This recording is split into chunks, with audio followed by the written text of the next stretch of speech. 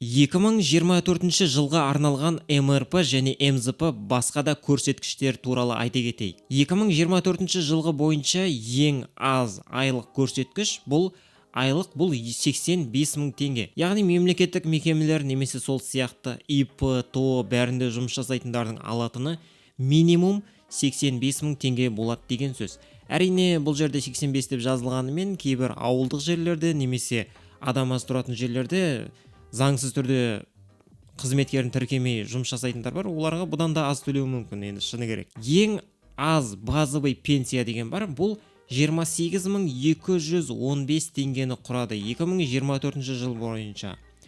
Және минималды пенсия көлемі 57.853 теңгені құрап отыр. Ең аз өмір сүру деңгейі 43.407 теңге. МРП 3.692 теңге. Енді сізге қандай да бір штраф немесе сол сияқты бір дүниелер болатын болса, ол МРП мен өлшенеді. Мысалға 20 МРП болатын болса, соны осыған көбейтесіз, сол кезде штраф көлемі шығады. Бұрын ең аз айлық көрсеткіш бұл 70 мың теңге болатын. Қазіргі жағдайда ол 85 мың теңге.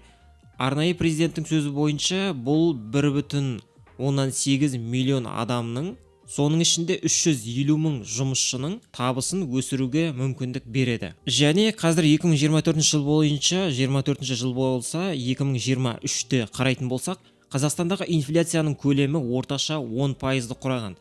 Егер біз осы көрсеткішке қарайтын болсақ, бұрын мысалға 70 мың теңге болды. Сол инфляцияны қосқан кезде негізі бұл қатты бір өсім деп айта алмаймыз. Тіпті инфляцияның өзі болмағанның өзінде бұл әрине басқа кейбір көрсеткіштермен салыстырғанда аз.